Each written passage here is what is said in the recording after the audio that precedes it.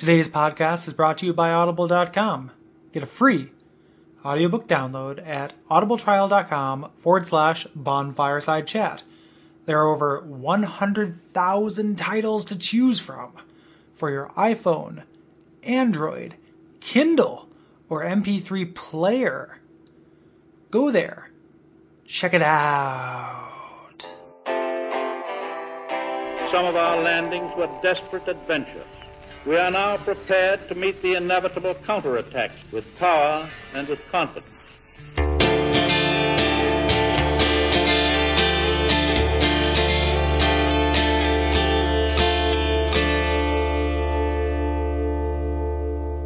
For a century they've tried and failed. The Night King Rendell, Black Iron Tarkus, and even Logan himself. You won't stand a chance. You'll be eaten alive. But go along if you wish, if only to deepen your despair. My name is Gary Butterfield. My name is Kole Ross. And I am Levi Curran. And you're listening to Bonfireside Chat, an undead favorite. And this week we are talking about Sen's Fortress in its entirety. Levi, tell us a little bit about yourself. Well, my name is Levi, obviously. I have no celebrity of note besides a one-time appearance on Gary's Planescape Tournament podcast. Awesome. So that is my internet celebrity to date. Yes. We are incredibly happy to have you here because you volunteered eagerly to talk about Sen's Fortress. Do you want to say why, or are we going to get to that? Well, I can say why now, I suppose. I've played D&D and other traditional games for some time, and Sen's Fortress reminds me of a killer DM's dream, essentially, where everything is made to screw the player over at every turn, essentially. Yeah. It's some first edition shit, is what it is. It's like reliving my middle school campaigns, but third person. I asked Levi to be on the show. I know Levi in real life. This is like the month of people from my game group. Levi and Nick are both people who I play D&D with in real life, and Levi was part of I guess pretty much Levi, Kole and Nick were the three people who were getting me into Dark Souls, who were trying to convince me to play it and buy it before I did. So it seemed like a natural fit. Yes. We are OG, although you've beaten the game 7 times and I've beaten it none. Well, I'm in, you still haven't done that? Still haven't done that, no. God damn it, Kole. The other thing that's funny about that introduction, Levi, is that I've known Levi for a couple of years. I've been pronouncing his last name Curran, for the entire time I've known him. Curran. It's okay, it's fake spelling. Yeah. I get looks Curran like most often, actually. Curran? Yep. Levi Bible, who says, yeah. No, Curran, right? Yes. Okay, cool. Yep. like a spicy hot Curran. Yes. That was a dumb joke. Tasty. Let's leave that. It was a behind. tasty joke. I'm going to make this impossible to edit around. So damn it. You'll see. I'm just going to replace all of your voice with just crickets. So it just sounds like me and Levi are having a really stilted conversation that no one in the audience is reacting to. You know what? It won't make too much of a difference. But you know what else is pretty spicy? Sen's Fortress, right? Sure. Cementing your fate. Yeah. So, do you want me to say what we did previously? Yeah, what did we do last time? So, last time we waded through the toxic bowels of Blighttown, defeated the Chaos Witch Quelaag, and rung the second bell of awakening. We heard a gate opening off in the distance, and climbed back up to Firelink, only to find the fire dead. Given no other choice, we had to head to the parish and continue into Sen's Fortress. Yep. And this is I think we mentioned it last time, but this is one of the few times in the game where it tells you exactly where to go. You watch the cutscene with the gate, and it's signaling send. Do it. Well, go. Actually, back before I saw the cutscene on my first playthrough, I tried to go there after every milestone, try and see if it opened. So I was so ready for this place. Oh yeah. It does look real badass. It does. Yeah. It looks like the kind of place inside that massive stone gate and so on. Mm-hmm. It's signposted so strongly. Before you get there's a couple of little bits of changes back at the home base. It's actually before this. You might have noticed snoring around the altar in Firelink near the shrine, and now you can see the source of that. Yes, which is a big goofy serpent with weird teeth named Frampt. Yep. Yep, Frampton came alive, and he told you the fate of the undead. I was doing Frampton for a long time, and now I've been calling him Super Frampt. Super Frampt? Yes. Why? I don't get it. Super Tramp. Oh, okay, cool. Me and Braden were running through Sense Fortress, and we were making up, lyrics to Super Tramp songs about Sense Fortress. So, do you have any samples, or is that yeah, lost? we recorded it. I haven't put it up yet because I have to put the audio to the video, but we've got a YouTube of it. So. Okay, cool. Yeah, I look forward to that. But it's pretty dumb. But it's funny because you talk to the crestfallen warrior, and he says, "Man, his breath really stinks. I should do something about that." And he does. He does. He goes to the land of wind and ghosts. I always took that as him. He attempted to do something about it to Frampt and was killed. So the way that I read it, if we're looking at this, we'll get to the Crestfallen Warriors like quest line when we get to New Londo. I think like when you talk to him and he says, "Oh, did you ring the second bell?" Like I took it as him saying like maybe it's not so hopeless after all. And he got gung-ho and went and got himself killed by going to the closest thing to him. That makes sense, too. Like, many people, initially went down there and fought ghosts. Yeah. Probably. Yeah. So like, that's how I read that he died there. But this is the first inkling that he is not just... he is not the most crestfallen person in this world, and B, he does have a little bit of hope in him, which is related to A. So, A sub 1. Yeah. I didn't realize it until I played through Demon Souls again at Levi's urging that this guy has a direct corollary in Demon Souls. Like he's a straight up reference. Yeah, he's the first dude that you meet at the Nexus. He also has the same voice actor, right, Levi? I actually don't know. So maybe he sounds real similar. Yeah. It might be the forlorn expression though. Like he just like grumbles and talks slowly, so it can carry across different voice actors, I think. Yes, he's hangdog, I think is the... yes, hangdog is a good term. Yes, he is the hangdog warrior. Yes, hangdog. So then you're off to Sens, and when you get there, you notice two things. One, Sigmire is no longer, there, so presumably has gone in, and the gate is wide open.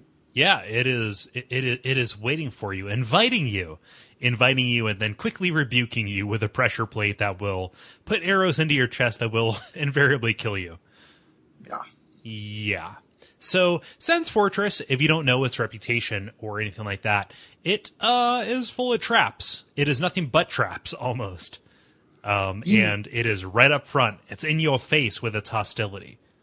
Yeah. Yeah. I think what Levi said about the D&D, the D&D-ness of this is really apt. I was just, before we started recording, I was talking to Vivian on Steam Chat, and she brought up it being like an old D&D module as well. Yeah. I think it's a pretty common touchstone. What's the one? Is it the Tomb of Elemental Evil or the Temple? The Temple, yes. Yes. Yeah. There's also the Tomb of Horrors, too, yes. which the ancient Killer PC's dungeon. That's the one that I was thinking of. Did Gyjax, did he write that one? Did he create that? I'm not sure. Okay, so that's what I was thinking of. Those are both infamous modules. But yeah, I love traps in games. I just like. I'll put this out here just so it can color all of my opinions from here to the end of this episode. I love Sen's Fortress. It's probably my favorite area in the game if I don't think about it too much. There's some areas that I love like thematically more. There are some areas that I might like, mechanically more, but together, it is the most memorable and the most indicative of the Dark Souls experience to me. So like I will be the voice of unbridled enthusiasm as we go through this. I actually vote in favor of traps too. There's a place in Demon Souls that has several floor traps with like arrows just like this one, so I know, I wish there were more around there. Like the random floor impediment is great, and making you like watch where you're stepping to see if anything shoots out at you. It's also an interesting aspect to it. Yeah, the No, I like it. You voted in favor of them too. I like Trap that too. Snakes 2016. Yeah. Vice snakes. No, I totally agree. Like, I love this area. It's interesting though to me in that, as being, a big fan of the lore, that this area is so close to being, 100% lore bereft. Yeah. I still really like it, and for all the same reasons that you guys like it. But there's so little in the way of explanation for it. So we don't know who Sen is. The only thing we know about the area is that it's there as kind of a test or a marker, Right. That may be true, but also you showed me recently that Prepare to Cry video with that Tarkus. Yeah. And there's a lot of implied story by that deeply hidden storyline of this one knight going through and his trials and his soul sign being left behind. Yeah. Yeah, the kind of the lore you get is that, I guess the biggest takeaway from a story perspective is that other people are trying to do the same thing you're trying to do. Right. From other nations. So, and you don't get, they get a little bit further along than you do until you start running into them. But nobody has quite made it, other than yourself and Tarkus for a small amount of time. Yeah. And one of the only other alive NPCs that you find says that this has been going on for centuries. Yeah. Right? So this is definitely a fixture. It is the last major roadblock for where you're heading, which Franth names as Anor Londo. Right. Yep. So you've got this kind of idea in your mind of where you're headed, of what's behind this. But all that you can see right now is this this wall, that is like way up off in the distance. Yeah. And it's pretty tough, not least of which. So the other half of it, that other than traps, are snake men, which are really different. Both of the varieties you run into are really different than enemies you've fought so far. They're really difficult to stagger. Like they have the male versions have a lot of poise, and they're like ultra poise, and they're really physical resistant. Mm-hmm. So if you're still rolling with like a +5 weapon, it's going to take a lot of hits to kill these guys. Yeah, this was the first place where the Drake sword really started feeling like a rubber hose to me. Yeah. What weapons did you roll through here with Levi? Like when you first got here, was that? For my last playthrough, I actually was doing a 2-hand build, and I had a fire Zweihander. So it was pretty. I think it was 2 hits per Snake Man for me going through last time. But my first run, I had the Drake sword, like Kole mentions, and that was not a good time. Right. Yeah. This time I was 2-handing it as well. I had a +7 Zwei, so yeah. So not too bad if you have a very strong weapon, but it can be pretty difficult otherwise. They're very susceptible to backstabs, but that gets difficult when you're in really tight quarters. Which is all this is. Yeah. Back to go around to. Yeah. So I love the backstab animation. If you're lucky enough to get a backstab on any of these enemies in this locale, it looks like you are, let us say, violating these guys with your blade. We talked about that last time too with the ogres. Like from this point forward in the game, anything you backstab, you're putting your weapon into their butthole, and that's what's happening. And there's no ambiguity about it. If it's a stabbing weapon, like a straight sword weapon.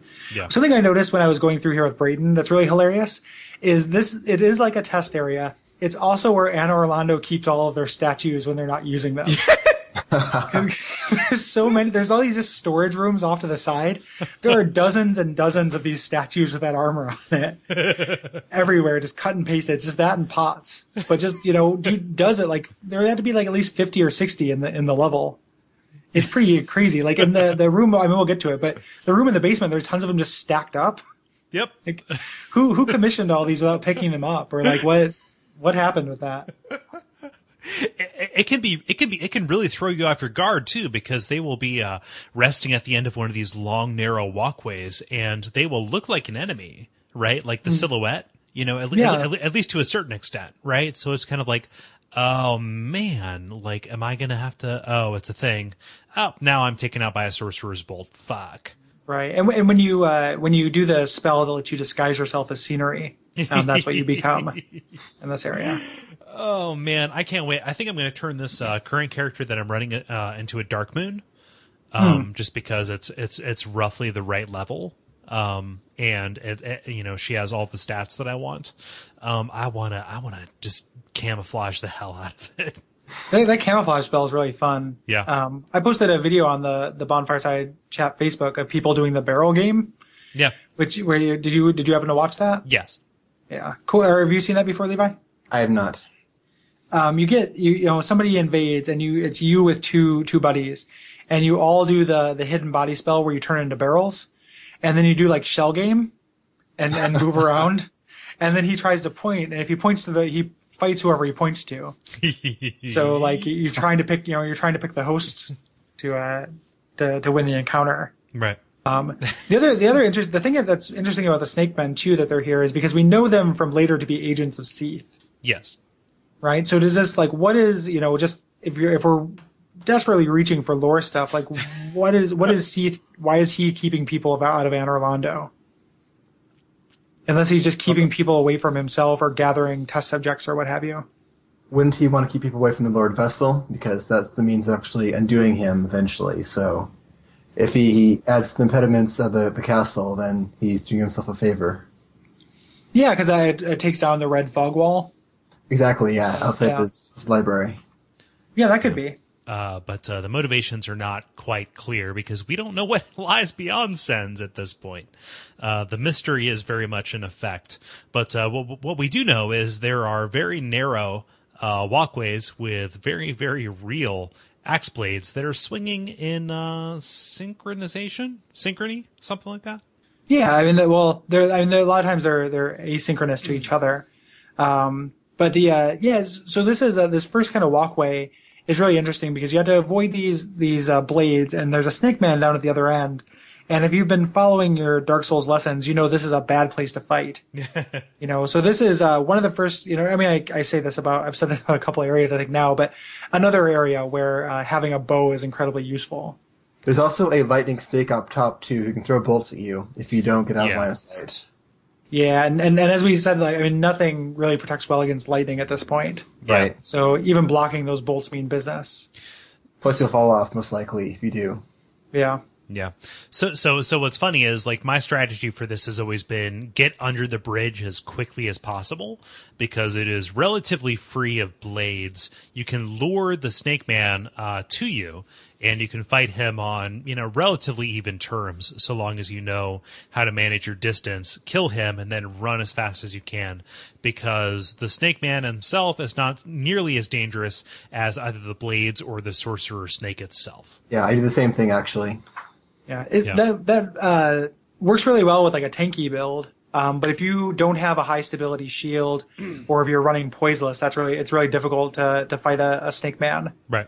On the bridge. You can actually just run right past him and take care of him in that other statue storage area. Yeah. Behind him, if you want to. But I didn't realize that at the time. Like, I was too scared to run past him. So I always drew him forward with arrows and hoped that one of the blades knocked him off.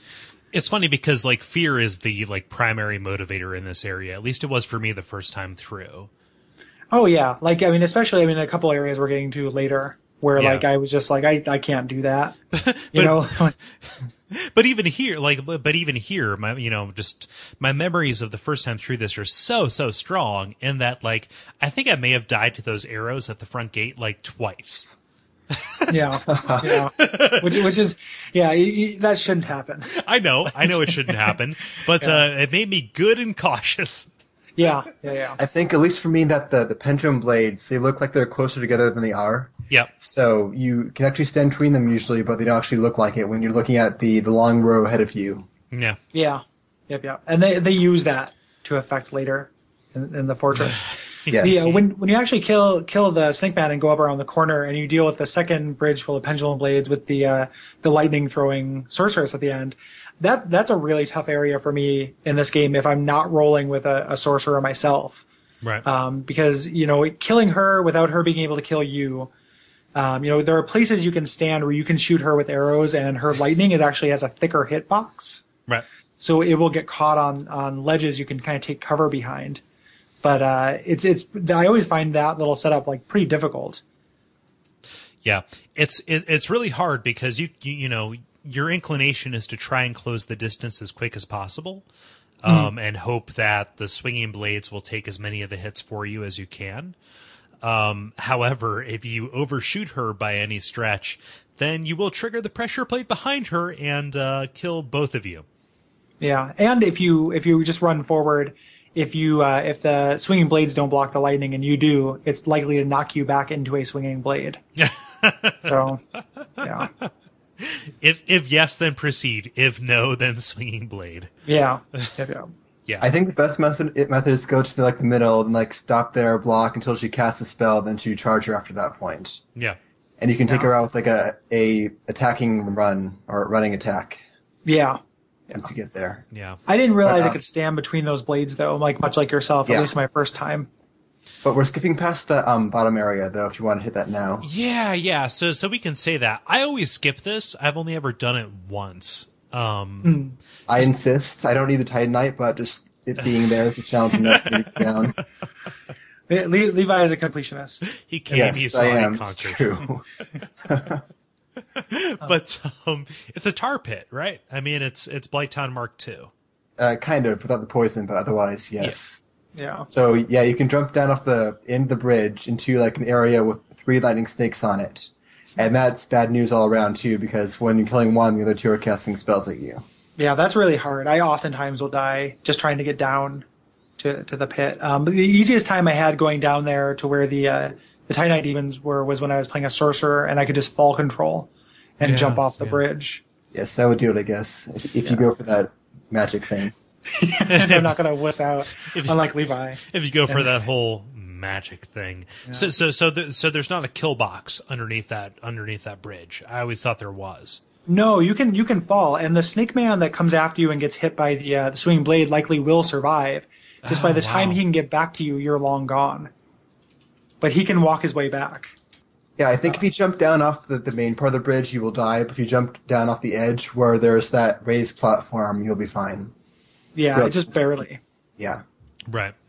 So once you're down there, there's a bunch of Titanite demons. Yeah, I think it's 4 down there. Yeah. 4, and most importantly, 2 of them you kind of have to fight together. Yes. Yeah. That is. Yeah, plus, that's the tough. water there is also it's too deep to walk around in, like Kole mentioned. So unless you have the rusted iron ring, it's really hard to actually dodge them and stay alive. Right. Yeah, that's bad news. There's a weapon down there. I think it's the scythe. Yeah. Like the regular scythe, which is a decent weapon. And then some souls items. And I guess you'd want to go down there if you had a weapon that upgraded with Demon Titanite, because it's a free source of four pieces of it. Yeah, 4 pieces of an incredibly limited resource. There's also, I believe, and you can correct me if I'm wrong, but an area where you can get up to fight the demon that opens the portcullis for you. Yes. Yeah, the giant. Yeah, so to get out of the downstairs area, you go up a ladder, then you go up another ladder, and you go to the top of the gate, like the area above the gate.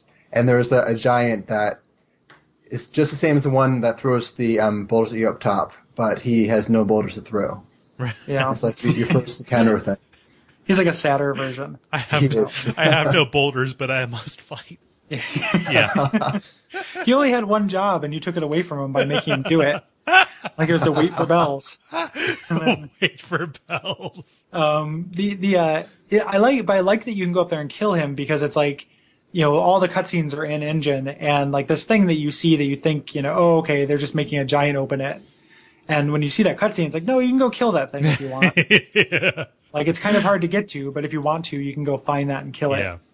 Yeah. There's a dreadful persistence to this world. I think he drops like a Titanite chunk to you or something. Yeah. Yeah. Might be a chunk. It's definitely not a slab. Yes. But he might drop a chunk, which would make it worth it to go. It's real worthwhile. I mean, at this point, I was looking for stuff to upgrade my weapons, and those large Titanite chunks are pretty rare up until you get to the giant blacksmith. So any way that you can find those are a real boon, especially if you're dying and going back to Andre. Yeah. As you do, right? Yep. Yeah. So you get to this next room. There's kind of a little room with a sleeping snake guard in it, which he serves a mechanical purpose, but you don't necessarily know what it is just yet. Right. And it's kind of a weird, oblique, meta mechanical purpose, but you don't run into that until a little bit later. But you get to this area where a snake man kind of menaces you and immediately is hit by a boulder, brilliantly signaling that there are boulders. I love that. I love that so much because he raises his sword to attack you and then just down he goes. Yep. Yeah. Also of note is that the boulders affect invaders too, so they can actually, you can trap them against the boulder ramp and then kill them that way. They also, or go ahead. I was getting really tired of being side stabbed and front stabbed and just lag stabbed in general in my last playthrough. So when I was invaded here, I actually just camped out there until the boulders killed my opponent for fear of getting stuck around again and being stabbed from some awkward angle. I've seen a video, there are invaders will go through this area, go up to the middle part of the ramp where you go through the fog gate. They wait for people who are playing to approach and cast Tranquil Walk of Peace and then just block them and stop them from getting to the fog gate. And it's impossible to progress. Like, it's such a dick move. Like, you can pretty much do it until you get bored because they can't do anything about it. Oh, God, I love that. Real dick move. I've seen, this is a good place for like fun invading.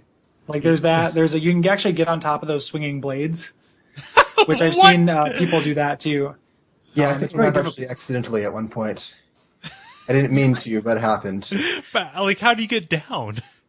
You probably die. I just want to get up there though with a crossbow in both hands and just fire down like a moving sentry turret. Just go hog wild.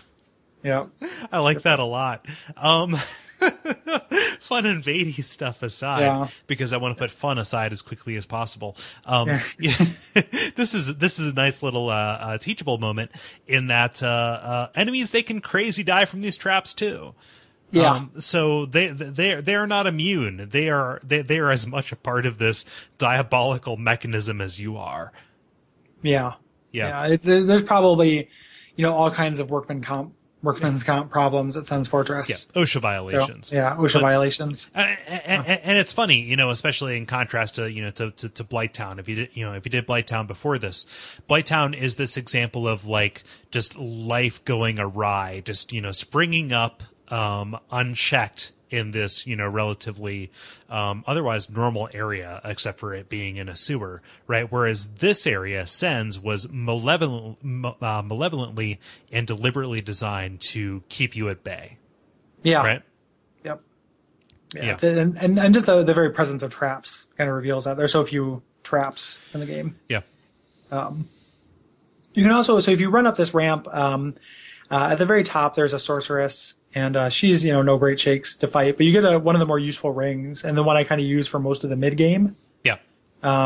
Which it doesn't, for point, like Havel's ring is better because you can pile on more armor and get the equivalent of more protection. But if you are dedicated to wearing light armor, or you have a look that you want, and you still want to get a little extra protection, this is a really good ring. Yeah. Or you can go hog wild and wear Havel's and that ring too. Then just tank it up like crazy. Yeah. This is the Ring of Steel Protection, I believe. Yeah. Yeah. Just raises your physical defense, which is incredibly useful. It's arguably more useful than a lot of the other protection rings that you can get, especially in this area. Yeah. Yeah. You also run into Onion Bro. Again, here, if you drop off, and again, Sigmire, his posture is like my favorite thing in any of these situations. Like him just forlornly sitting on the edge of this cliff. I like it. Do you read forlornness into it? I think that he's like asleep.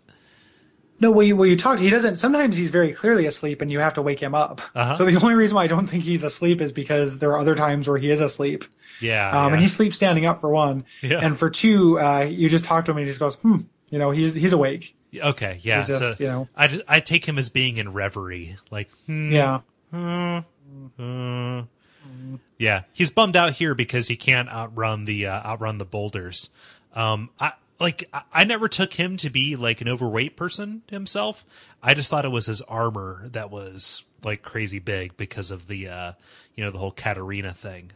Yeah, Yeah. actually, this might be too soon, but when you see his sister, she looks the same way in the Yeah. same armor. Yeah. It's his daughter, right? Oh, is Yeah. it? Yeah. Yep. Yeah. Yeah. His female relation. Yes. They cover all your bases. There we go. I think it's the armor too, but maybe it's just that the armor is too heavy Oh yeah, that's true. for him to make the run. Yeah, he says I'm too plump to make it Yeah. up. Those are exact word. Those are his exact words, which it's a very colloquial way to say it. But But Yeah. you are not too plump though, so you can No. you can run up and you do a couple of rooms where it's this time there's a arrow trap that comes from behind, which is a nice fuck you. I love that. Like that exact fuck you moment says like, "Yep, we know that you're learning, and we are learning along with you." Yeah. Yeah. And fight another guy, and then you get to something moves, and there's nothing up there, but something changes the way the boulders point.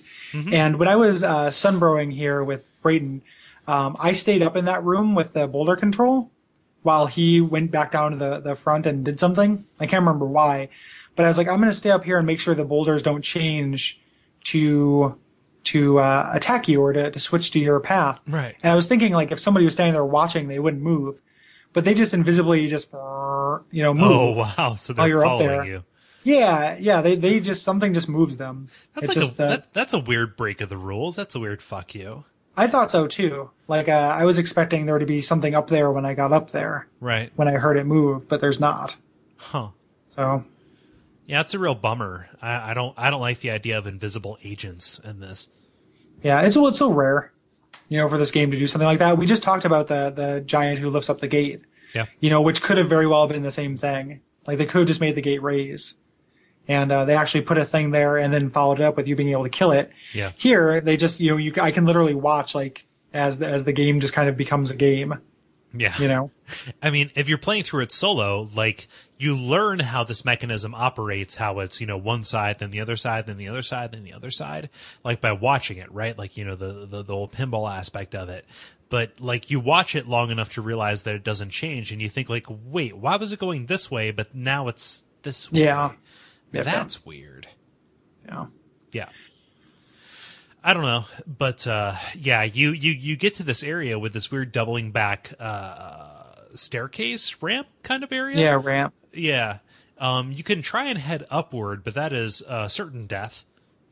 Yeah, it's not. Well, I mean, you can survive it. Like, I can survive Can with your shield up, you can survive getting hit by a boulder. Okay. And you can make it if you're very light or naked. You can make it up. And then me and Levi for Souls Bowl last Sunday watched a couple of speed runs of this, and you can actually jump backwards through the boulder. Oh, really? Yeah, If you do that, is a broken move. yeah, it's not. I'm sure it wasn't intended, but if you do just the single press of the B button and kind of leap backwards, if you do it, you can go through the boulder, and that's what speedrunners do, and it's kind of crazy. Makes sense. But that puts you up in the boulder exchange chamber, right? Yeah, and you miss a lot of cool stuff that way. So it's Yeah. not the normal sequence. It's just kind of interesting that there are some ways around it. Yeah. You can also jump off. If you start going up, you can jump off onto a serpent lady, and you go into a jail cell, which like has two kind of things of note. Like, one, you get the black sorcerer set, Yeah. which is just like the sorcerer set, which isn't good armor, except that it says it's the black armor worn by the sound sorcerers of Venheim. Yep. And that just sounds fucking rad to me, like the sound sorcerers.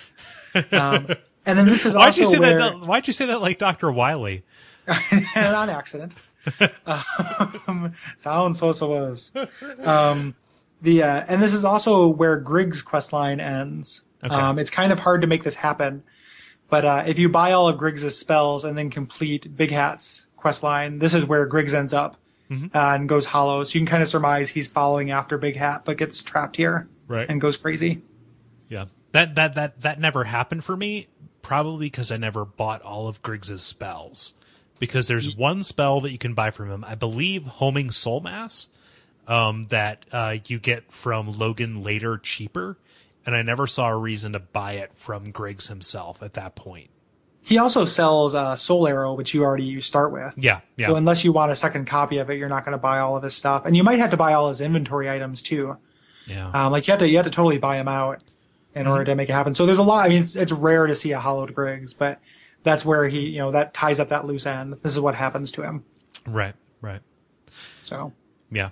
But if you decide to, time your run down this boulder canyon thing, much like Sean Connery in The Rock, you can get to the bottom of this, and you can either go straight where there is a bottomless pit that is eventually filled up by rocks, or you can head left. You've clearly seen The Rock more recently than I have. Well, it's the flame room, right? It's the furnace. I don't fucking remember. When did you see that last? I haven't seen it since like 2000, so 13 years ago. 13 years ago. That I saw it. Like, did it come out in 2000? I feel like it came out like 1998. I feel like I saw it probably close to then, and I don't remember anything about it. I think that I have an eidetic memory for cinema, Gary. Yeah, maybe. All I remember is Sean Connery like looking towards an actor, but also kind of looking towards the camera and going, "I fucked the prom queen," and it being really weird. He did do that. Yeah, that was the plot of The Rock for me. Like, if I were to pick up the DVD in Blockbuster, it would just be a picture of Sean Connery and the subtitle that said "I fucked the prom queen" under a synopsis, and then just like a cast that was just Sean Connery, and that's it. It was 1996 when it came out. So, but anyway. I just wanted to drop a Rock reference in there to see how you reacted. Well, that's how I react. Okay. I hope you're happy. I am very happy. But you get to the bottom of this thing. If you wait in this little alcove off to the left, there's a neat little bit where the rocks eventually fill up this apparently bottomless pit to where you can run across and get the covetous gold serpent ring, and also run and fall to your death, I believe, right? Yeah, if you go to your left. Yeah. I've never been able to figure out where you get the shote from this, or the shotl. You don't get that from here. That's down by Sigmire. Okay, cool. Yeah, I've never gotten that from down there either. So I've never encountered the shotl. Yeah. Covetous gold serpent ring is great. Oh, it's so awesome. Yeah, that's a really useful ring. Yeah, especially if you're farming for humanity. Yeah. Yeah. There are plenty of enemies who have a relatively high humanity drop rate anyway. But if you have this thing on, it will make it almost a certainty. So you can really stock up if you're trying to do, sunbrowing or invasions or things like that. I always wear it when I go to New Londo because I don't want to buy transient curses. I just want to use one and then kill ghosts. Makes sense. So. I actually wear it at all times after this point besides boss fights, just because there might be something I don't know about that drops that I don't want to miss. Oh, yeah. So it's like one ring slot gone for the rest of the game. Like, it's almost like you're wearing the Ring of Favor and Protection. Pretty much. Which you can find here as well, right? But No, you get that from... by the Lautrec? Yeah. Oh, okay, yeah. Okay, it makes sense. I always mistake the Ring of Favor and Protection with the Ring of Rare Sacrifice. Oh, yeah. You get one of those here, too. Yeah. Yeah. It's in like a weird place. You can also get the Slumbering Dragon Crest here if you didn't kill Griggs for it. Yeah. Which is super useful. But let's tell Mimic stories, guys. So this is one of the first areas where it becomes apparent that if you die, you're going to have to run through this entire thing again.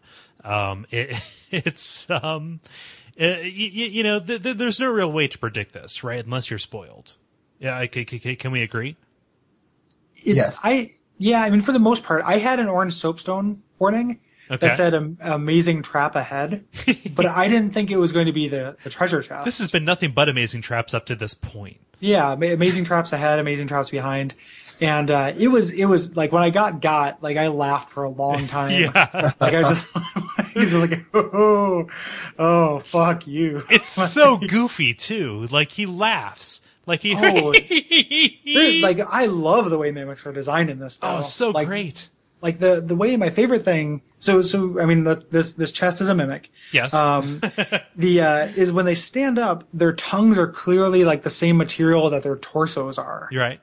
So it's like their torso just kind of snakes up through this chest, and you get this impression like that's the creature, almost. And the chest is just kind of window dressing, even though that's not quite true because you get that helmet that's like a mimic head right later and it has all the parts.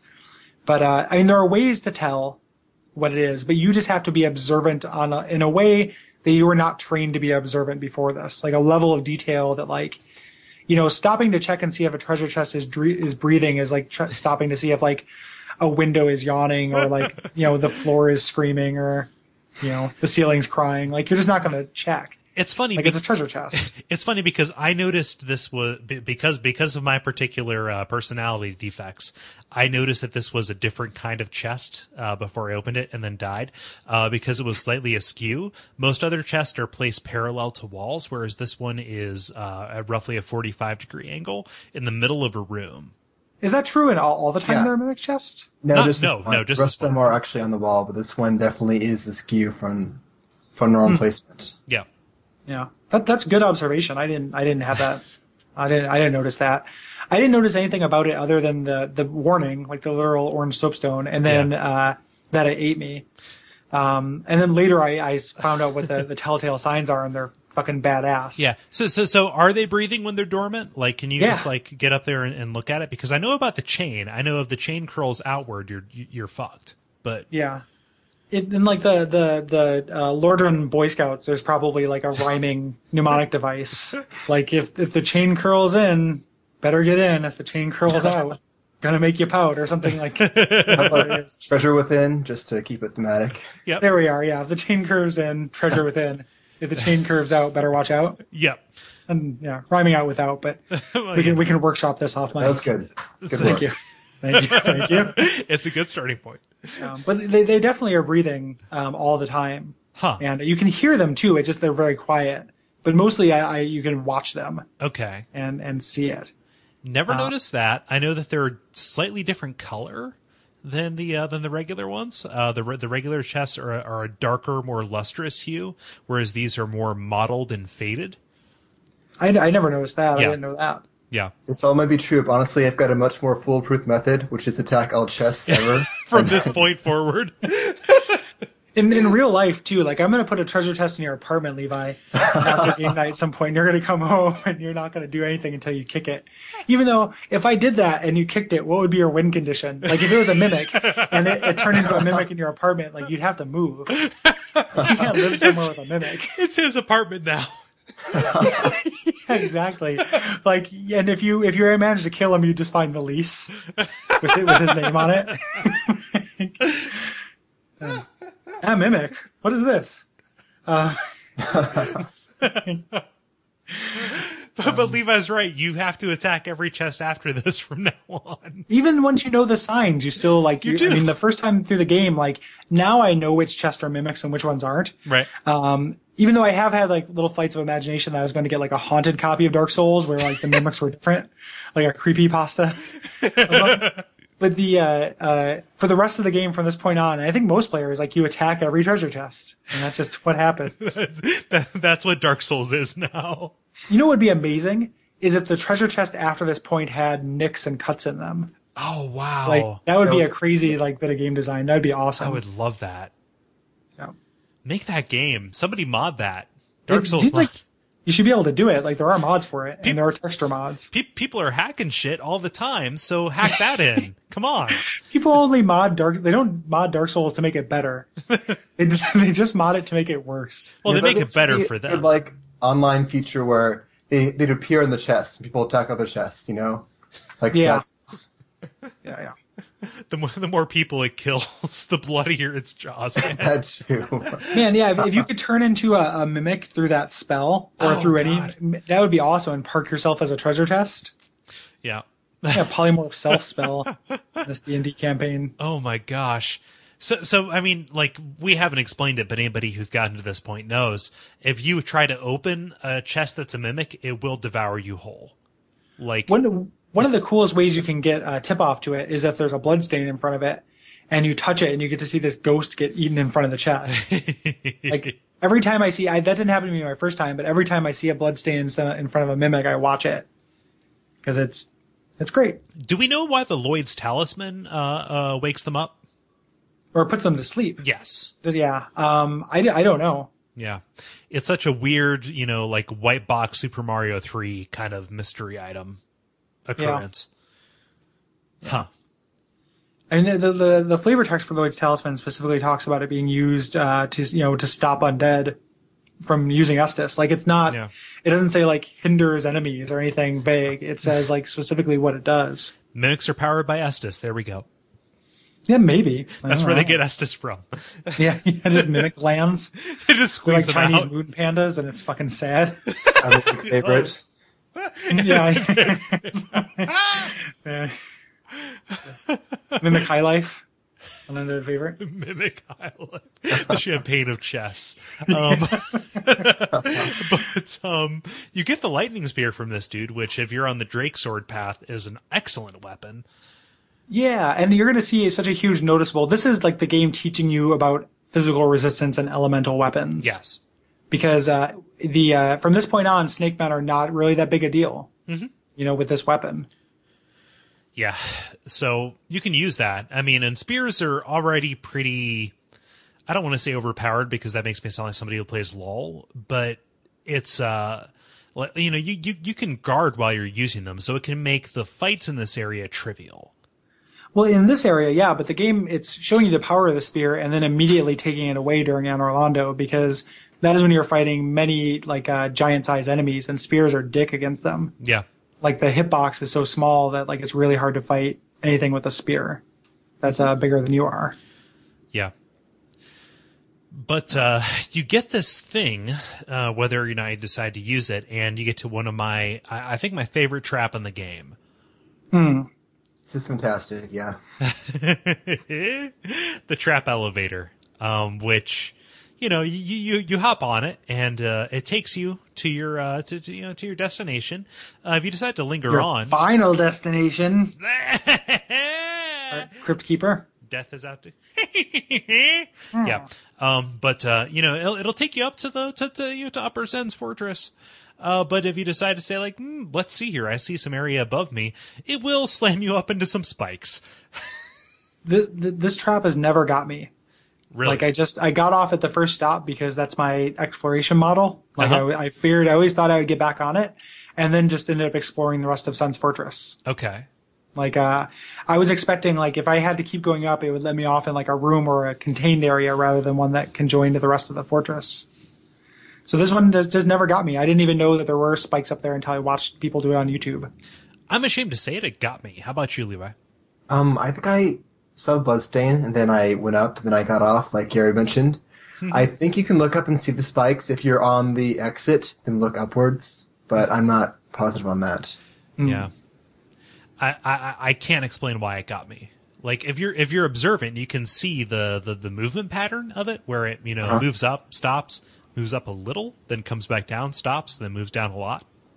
And then also the texture of the floor is bloodstained. Yes. So it's this wonderful instance where observing does help you.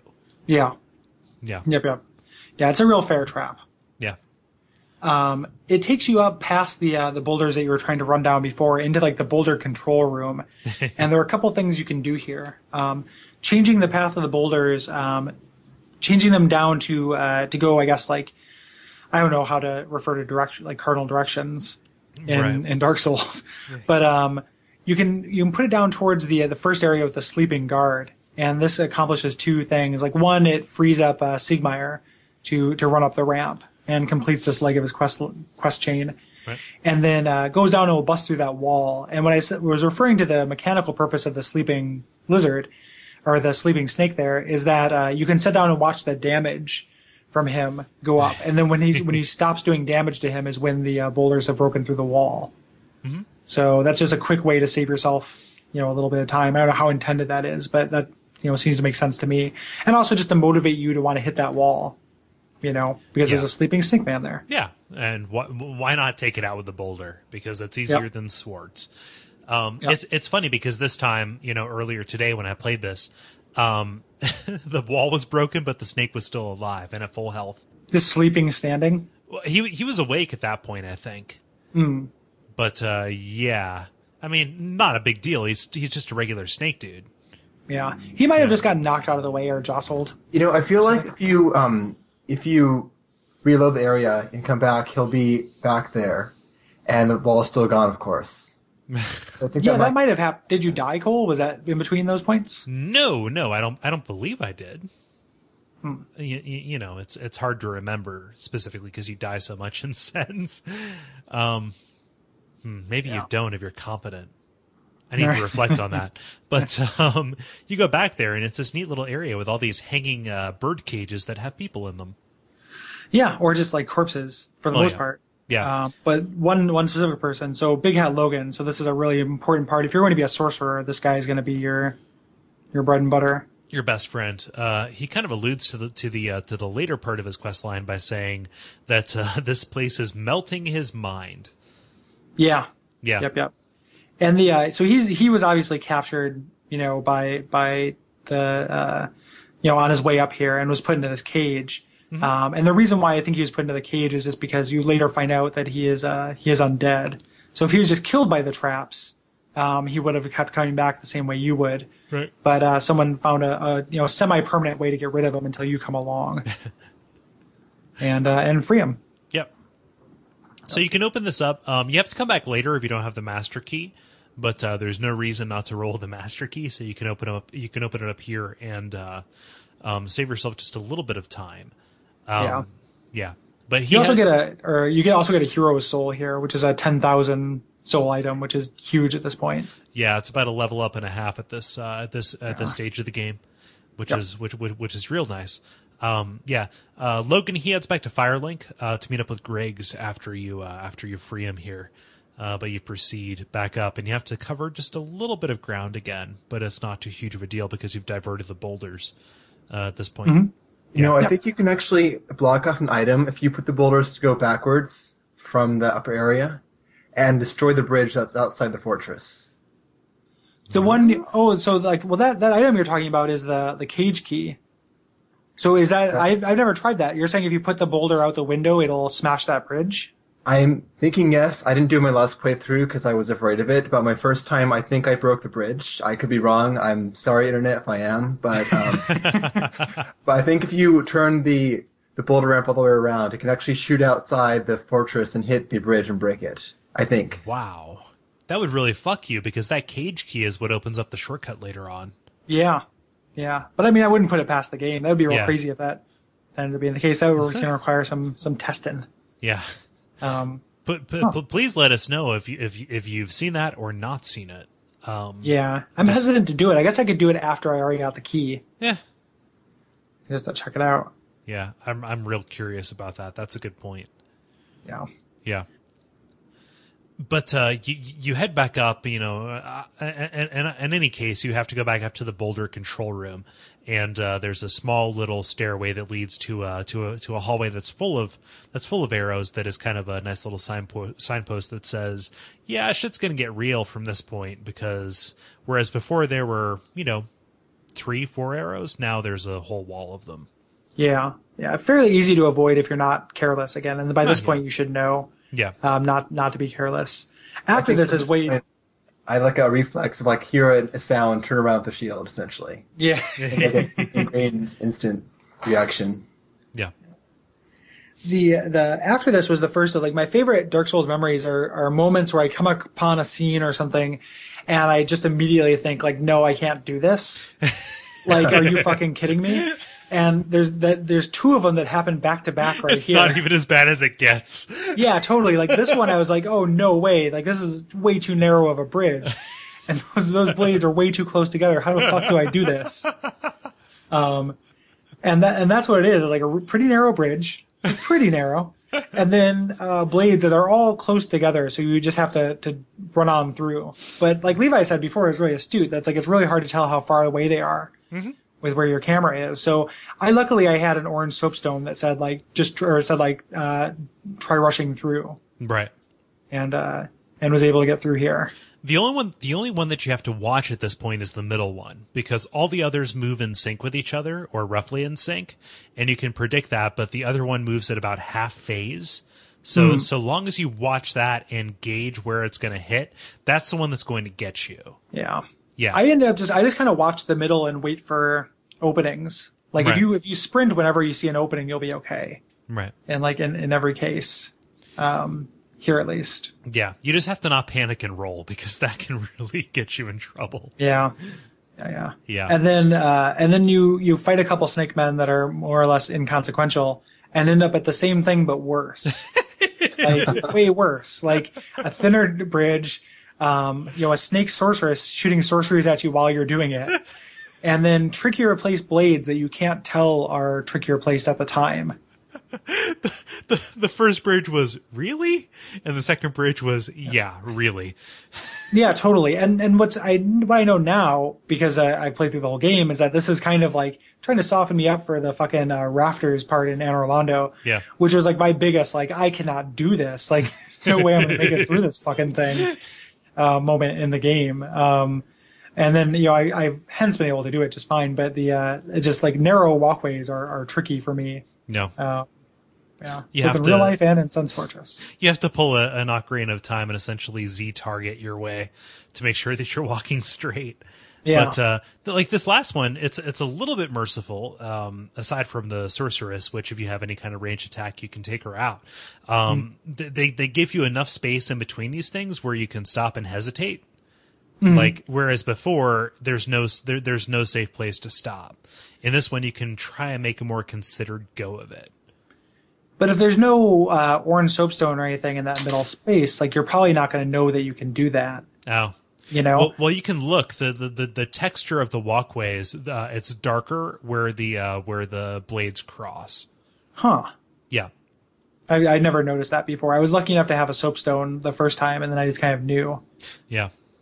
I was my internet was out today, so I had no soapstone to guide me. I just kind of knew it was going to be darker where it was dangerous, so you had to go towards the light spots. Is that a shadow, or is it actually like a dark texture there? I think it's blood. That could be it. Yeah, that makes sense. Yep. Yeah. Yep. And luckily, you're now kind of past like the biggest. You're almost to a bonfire, even if you don't know it at this point. It can feel like fuck you upon fuck you because you get to the roof and you see sunlight and you're like, thank God. But all of a sudden, fire bombs start raining down on you. Yeah. Yep. And this is where you start running into. So this guy's throwing down fire bombs, and this is actually really clearly telegraphed too, because there are huge char marks. Yes. Where there are fire bombs, and they're not that hard to avoid. Like, you run once the fire clears, and you can make it just about every time. They put a lot of treasures to tempt you to stop and pick them up. Right. But again, and now that I play Demon Souls, like, there's a couple of different areas of Demon Souls that are really similar, where there's an area filled with fire and then treasures in the middle that are just there to, make you make bad decisions. Why is this bridge so oily? Yeah. Yep. Yeah. Yeah. But you get through here and you mercifully get to the first bonfire, or the second bonfire, which is pretty well hidden. Yeah.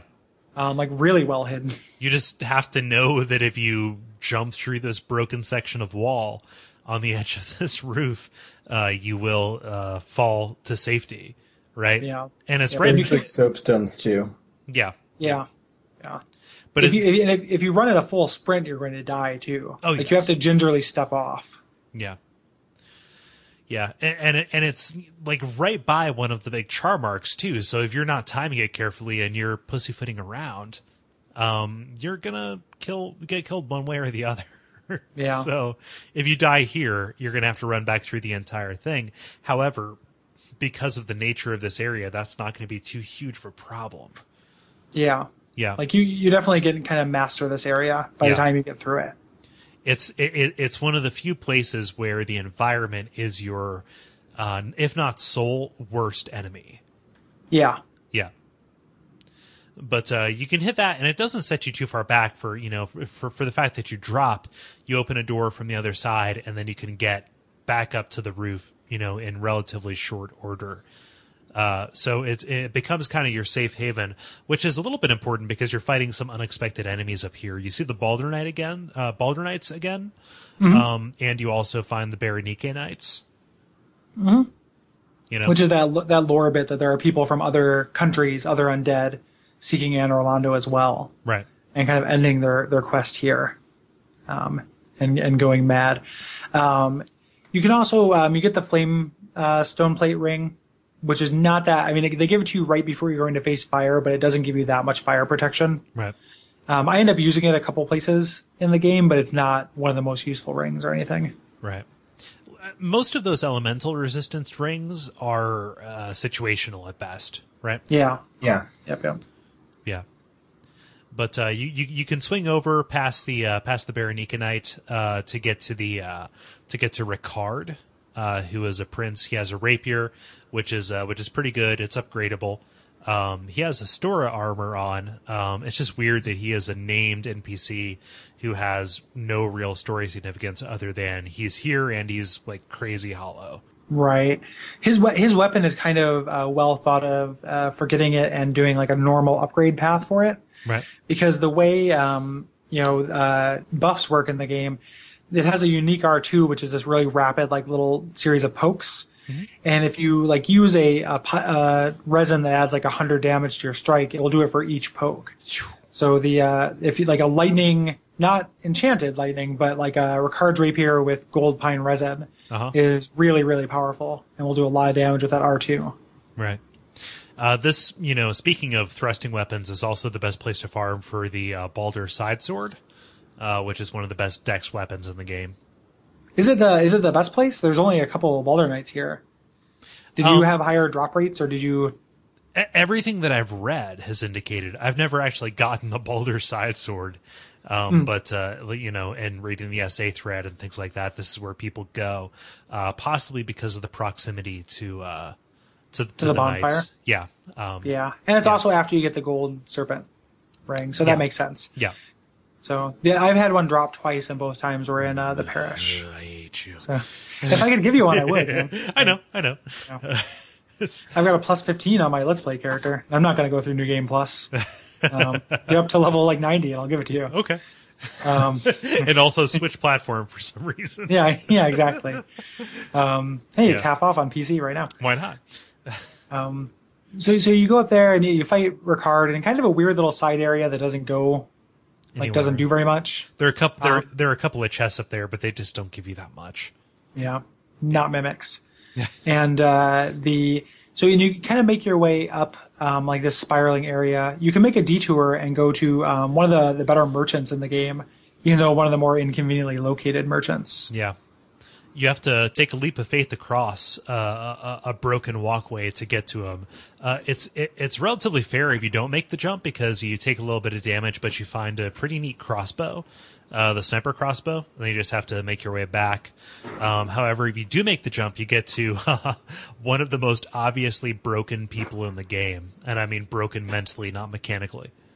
Yeah, he's a sad man. He is a very, very sad man. Eventually, he starts muttering to himself. Think. Remember, counts. Counts. 1, 2, 3, 4, 5, 6, 7. Count. It's pretty fun. But he sells you some pretty good stuff. He sells you the Katarina armor. He sells you blooming moss. Not blooming moss. The green grass. Yeah. And one of the biggest thing is he sells you large Titanite shards. Yep. So if you're doing a normal upgrade path, like you can now buy unlimited large Titanite shards. Yeah, and if you have the shortcut, you can get back.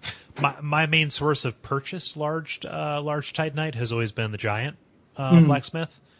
Just the distance between these two hasn't been big enough for me to see Crestfallen Warrior as prime source of this stuff. Yeah. Plus it feels closer too, honestly.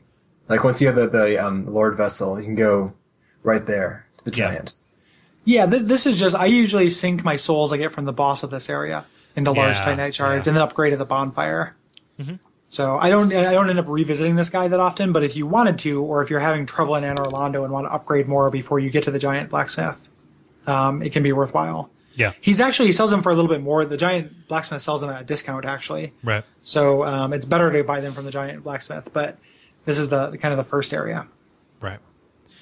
But you can go down here and you can get to that bridge, which may or may not be able to be broken, but you find the cage key, which will open up a shortcut a little bit later on that obviates the entire area, pretty much. Yeah.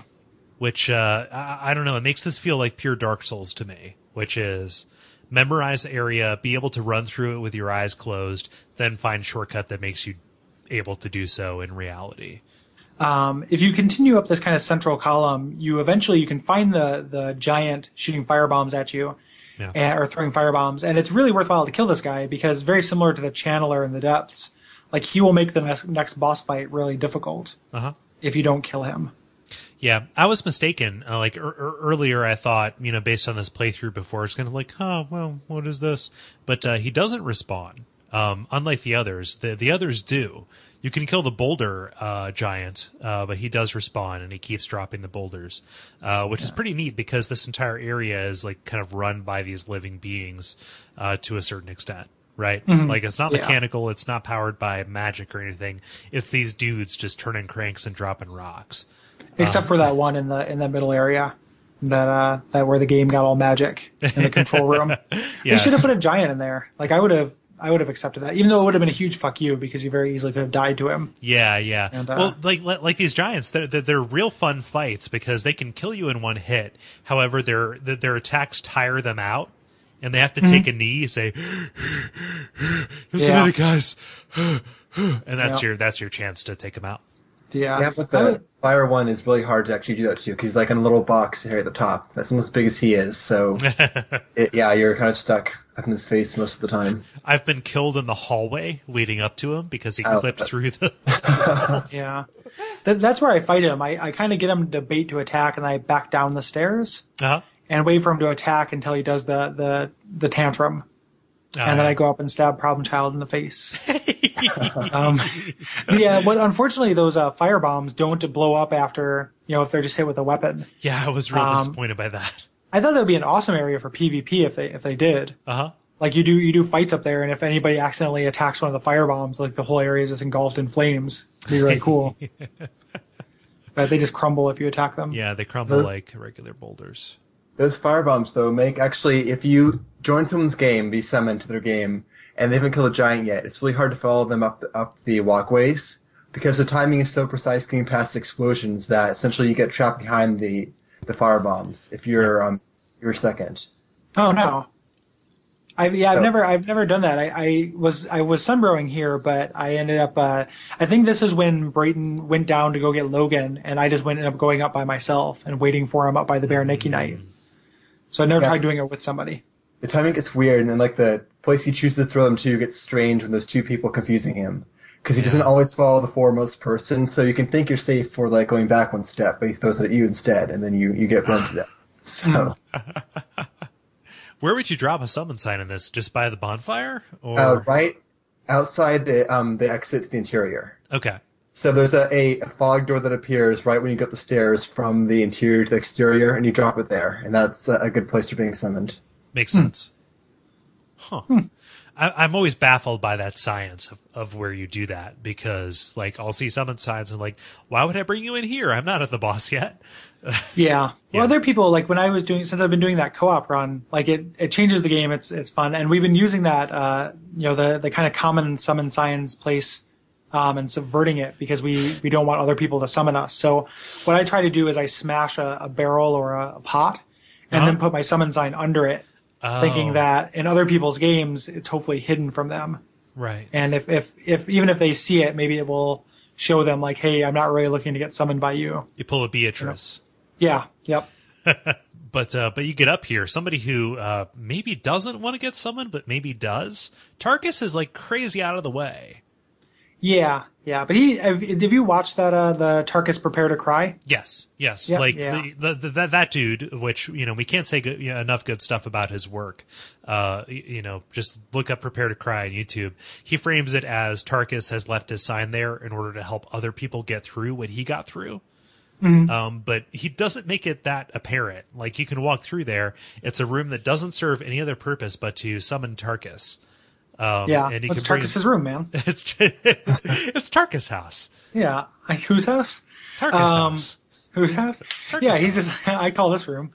I don't, the Vadavidya guy, like, he would be, like, anybody feels like bothering that guy on Twitter or something, Please. I would love to have him on the show. Like, we try to get in touch with him, but maybe if he hears from other people, like, we're looking for a lore expert, and he's our favorite lore expert. Yes. So. He is very good at aggregating the ephemera of certain facts of the game and putting them together into narrative, and that is exactly what we need. Yeah. It's a very solid statement. Yeah. Yep. Yeah. Well phrased. Thank you. But yeah, his Tarkus video is neat because it's not just about Tarkus. There's not a whole lot about him, because you really only have like 3 touch points for him: the Crestfallen Merchant, summoning him, and then later on when you find his equipment and his corpse. But it really reads more into what Sen's Fortress is about and the various forces that are at play here. And why he got this far. It really, kind of like frames him as a badass, which is cemented if you summon him and kind of let him go after this Iron Golem on his own. Yeah, he's the only summon you can have other than Witch Beatrice that can take on the boss by himself. Right. Like, Tarkus don't need shit. He's a badass, and he kind of trivializes the boss fight. Like, he makes it really easy. Mm-hmm. So I fought him with it. I've also fought the boss without him, mostly just because it does make it so easy. Right. Speaking purely in gameplay, that might be why he's so far the way, because he is so powerful. Yeah. So they stuck him there to make it so it's not so apparent. Maybe try a few times first. Yeah, and then go exploring. Yeah. Yeah, that's smart. Or just just reward exploration with something like really powerful. That too, yeah. It's funny because if you watch him fight, he knows exactly how to fight this dude. Yeah, this dude who we haven't mentioned, just so I give myself a good place to cut in the music, is the Iron Golem.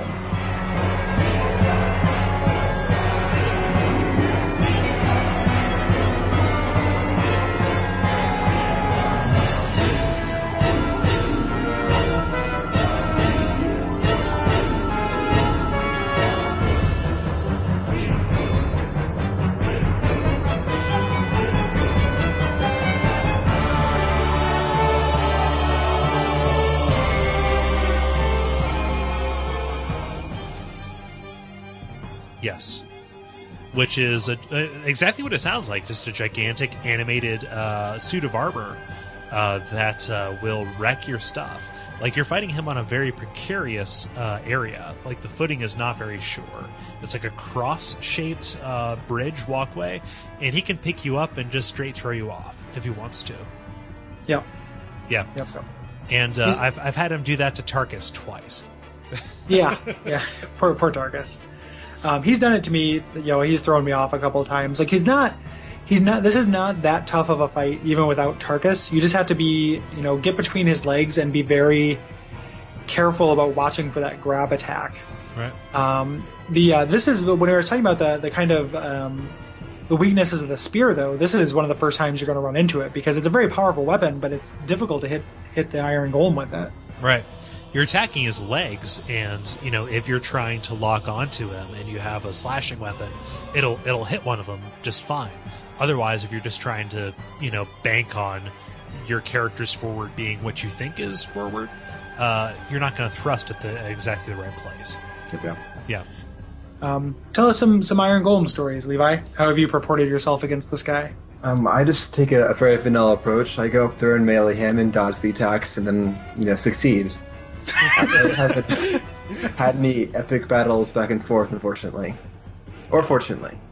Have you non-standard beat him? I have not knocked him off. That's what you mean. Yeah, I have hacked down his health bar whenever I fought him. Right on. Yes.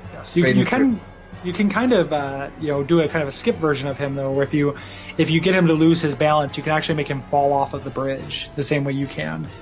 Right. Which is pretty neat. I like that a lot. I mean, and that's a pretty good way to it's how you get him, because you attack his feet and he eventually takes a knee, much like the giants, right? So if you do that close enough to an edge, does he just kind of like fall off? Yeah. Okay. Yep. I wait usually for him to come to the main area because he can knock you off too. So I just bait him to be in the area with the most service area. Yeah. For my own protection. Yeah. Most of the times that I've died to him, died a terrain death. By terrain death, I mean been thrown off bodily. Yeah. I've been at that far end, opposite of the area, opposite of the fog gate. where you just kind of get trapped over there. The one of the things that's interesting too, and I probably will. I was going to say I'm not going to bring this up every time it happens, but I probably will. Is having, now that I've played Demon Souls and seeing how much in Dark Souls is a reference to it. Yeah. This is very clearly kind of a visual name check of the Tower Knight in Demon Souls. And, but the Tower Knight, you have so many advantages against that dude. Like, you can run up on those parapets around the edges of them, Yeah. Like in this one, it's almost a direct inversion of that. Yeah, almost in a way. Like, even though the parapets have their own like kind of dangers you have to deal with as well. Yeah. If you're fighting them, but I think visually and the way that you're just attacking an ankle of a big steel giant, it seems like a pretty clear connection to me. Yeah. But the cool thing about the Iron Golem is that he is powered by an everlasting dragon bone. Yeah.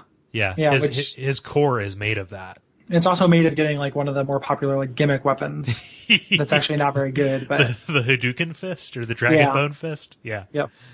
Yeah. Which I've never played with. But is not. It looks really cool. It takes so much strength to wield. Like, you wouldn't expect that for a fist weapon. You think, okay, light and nimble. Nope. Yeah. But then you eventually defeat him. You get a whole mess of souls and a little mysterious ring that looks kind of similar to the miracle rings we've seen before. Appears, but you get a little inspect prompt, and then you get a really badass cutscene that introduces the next area in the game, and kind of like good. It's a really amazing looking cutscene. It's weird that demons carry you. Yeah. Like, they kill you at their own time. Like, you fight those things later on in Londo, and they don't carry you anywhere helpful. They kill you. So it's strange to actually take you somewhere useful. You just traipse into their arms, and then they rip you apart.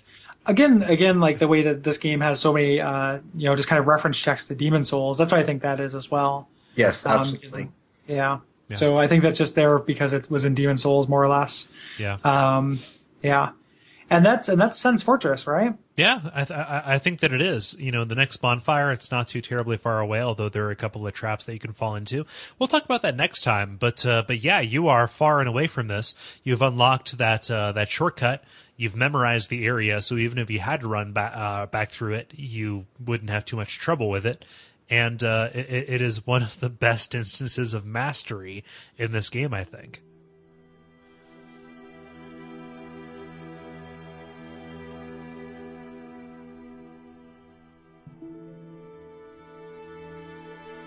As we said at the beginning of this show, this episode is brought to you by Audible.com. And for you, dear listeners, Audible is offering a free audiobook download with a free 30-day trial to give you an opportunity to check out their service. Go to www.audibletrial.com/bonfiresidechat.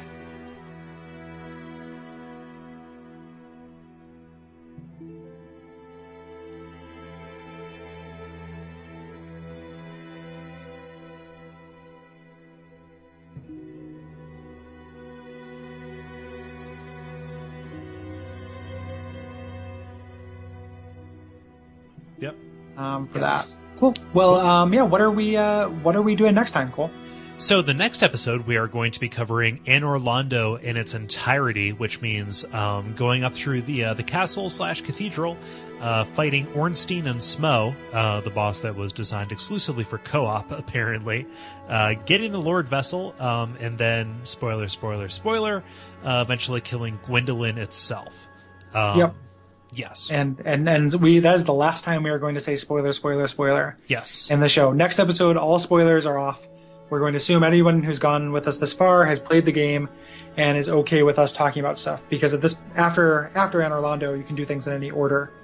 Yeah. So we can't really be beholden to that. We've played nice so far, but yeah, exactly. Relatively. So, relatively. Right. We have probably said a couple of things, but I hopefully we've been fair. Listen up, motherfuckers. That. Yeah. So yeah, listen up, motherfuckers. I'll probably bleep that out, but it's the last time I'll bleep that out. So you can go through that. It's a relatively long area. for being. It's a real long area. It's one area, but it's going to be a longer episode than this one, I think. Yeah. Sens is pretty short. Next one, pretty long. We're going to be joined by Bob Mackey, formerly of Retronauts and 1UP, who will help us elucidate those areas. So, yes. Yeah, and just real quick to dork out a little bit, I'm really excited about that. Oh, God. Like, I listened to every Retronauts that's ever been. I'm a big fan of Bob's writing, both on Something Awful and on 1UP. And then I'm really excited about that. Yeah. So that's very, very cool. Uh-huh. So do we want to do a quick admin roundup? Yeah. Cool. So if you like the show, you have a couple different concrete ways of supporting it. You can or you can rate and review it on iTunes. That helps more people learn about the show. You can tell your friends about it. You can join us on Facebook. You can put it in blogs and message boards and all that jazz. All those things are a huge help. Yes. If you would like to support us monetarily, you can go to Duckfeed.tv/tipjar and use the Amazon link there. We get a little kickback from that. Go to Duckfeed.tv/mimic and never mind the URL, and then just put your money in there. Yeah. Wait a minute. That's not a thing. I don't want that to be a thing. But more concretely, if you would like a Dark Souls Bonfire Side Chat themed t-shirt, let us know of a design that you would like. We have a couple in mind, also posters and things like that. We are revving up the merch engine, and we are looking for stuff that you would like to buy and put on yourself. So those will be rolling out here pretty quick, and you can have some influence in that. Yeah. So just tell us what you want us to make, and we will do it. We both do some other shows. Kole does a show called The Level with himself and some of his smart, funny friends, and my smart, funny. I know those guys now. Yeah. They're not. You don't own them. Super nice guys. It's kind of a general video game roundtable. Often, has been described as an audio magazine. Is very good. And he also does a show called Those Damn Ross Kids with his brother, which is a comedy weird news program. His brother is a super funny guy, and Kole is a super funny guy, and it is a super funny show. Yeah.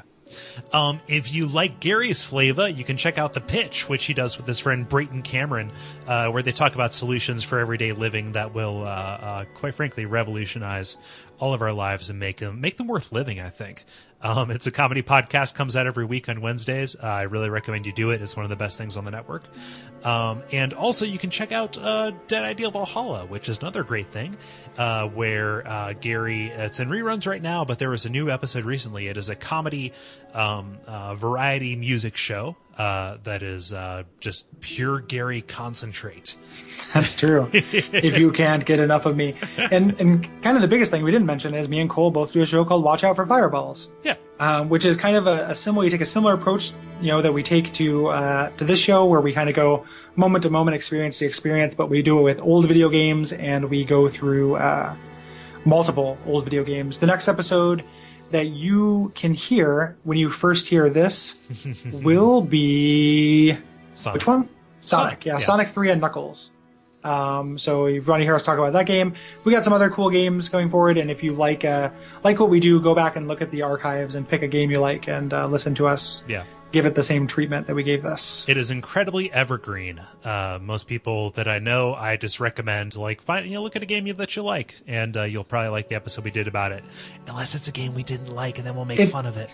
It's evergreen except for the episode that came out September 12th, 2001, and that one we get a little heavy.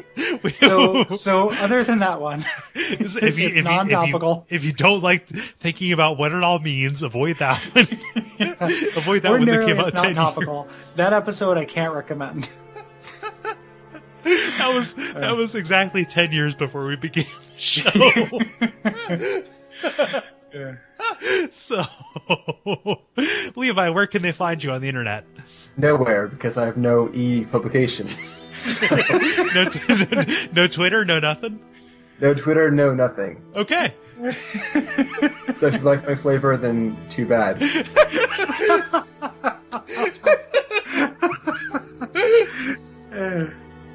Well, I can find Levi every Monday night running a fantastic game of Iron Kingdoms. So so be jealous. Because I get all the flavor I can handle. I can't. So That was Sense Fortress. That was Bonfireside Chat. My name's Kole. My name is Gary. I'm Levi. Praise the sun. And praise the sun. Praise the sun.